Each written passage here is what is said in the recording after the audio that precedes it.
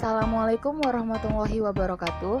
Kembali lagi ke pelajaran sejarah Indonesia dengan materi Corak Kehidupan Masyarakat Masa Praaksara SMK kelas 10 TKR dan TKJ dengan Ibu Rizkani Agus Syahputri Caniago SPD.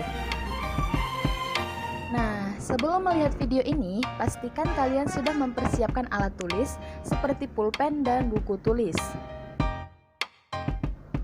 Yang pertama adalah pola hunian. Pola hunian manusia purba memperlihatkan dua karakter khas hunian manusia purba, yaitu yang pertama, kedekatan dengan sumber air, dan yang kedua adalah kehidupan di alam terbuka. Yang kedua, dari berburu, meramu, sampai bercocok tanam. Diperkirakan manusia zaman praaksara mula-mula hidup dengan cara berburu dan meramu. Masa manusia purba berburu dan meramu sering disebut dengan food gathering.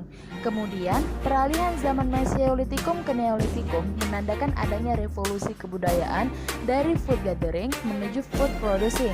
Hingga akhirnya kegiatan manusia bercocok tanam terus mengalami perkembangan. Dalam waktu singkat, kegiatan perdagangan dengan sistem barter mulai berkembang. Kegiatan bertani juga semakin berkembang karena mereka sudah mulai bertempat tinggal menetap. Kemudian yang ketiga ada sistem kepercayaan. Nenek moyang kita mengenal kepercayaan kehidupan setelah mati. Mereka percaya pada kekuatan lain yang maha kuat di luar dirinya. Mereka selalu menjaga diri agar setelah mati tetap dihormati. Selain upacara penguburan, juga ada upacara pesta untuk mendirikan bangunan suci. Mereka percaya manusia yang meninggal akan mendapatkan kebahagiaan jika mayatnya ditempatkan pada susunan batu besar. Sistem kepercayaan masyarakat praaksara yang demikian itu telah melahirkan tradisi megalitik atau zaman batu besar. Mereka mendirikan menhir, dolmen, punden berundak, dan sarkofagus. Selanjutnya ada situs megalitik peninggalan manusia purba. Yang pertama menhir, yang kedua dolmen, ketiga punden berundak, 4 sarkofagus, 5 waruga, 6 kubur batu, 7 arca. Dan kemudian kita akan membahas satu-satu peninggalan megalitik dari manusia purba. Pertama menhir. Menhir adalah tugu batu tempat pemujaan terhadap roh nenek moyang. Lokasi penemuan menhir di Indonesia ada di Sumatera, Sulawesi Tengah, dan Kalimantan. Kedua dolmen. Dolmen adalah meja batu tempat menaruh sesaji yang dipersembahkan kepada roh nenek moyang. Di bawah dolmen biasanya sering ditemukan kubur batu. Namun kebanyakan di sekitar dolmen ditemukan manik-manik atau gerabah. Ditemukan biasanya dolmen ada di Telaga Mukmin, Sumberjaya, Lampung Barat.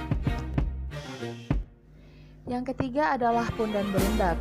Punden berundak merupakan bangunan suci tempat pemujaan terhadap roh nenek moyang yang dibuat dalam bentuk bertingkat-tingkat. Bangunan ini banyak ditemukan di daerah Lebak, Banten. Salah satu punden berundak fenomenal di Indonesia adalah situs Gunung Padang di Cianjur. Yang keempat ada sarkofagus. Sarkofagus adalah peti jenazah yang terbuat dari batu bulat.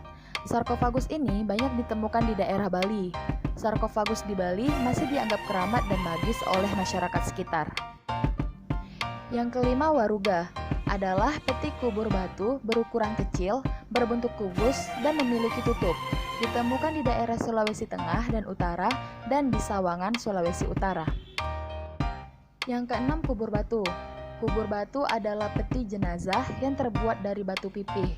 Kubur batu ini banyak ditemukan di daerah Kuningan, Jawa Barat, dan Nusa Tenggara.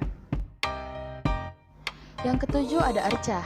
Arca adalah patung yang dibuat dengan tujuan utama sebagai media keagamaan, yaitu sarana dalam memuja Tuhan atau dewa-dewinya.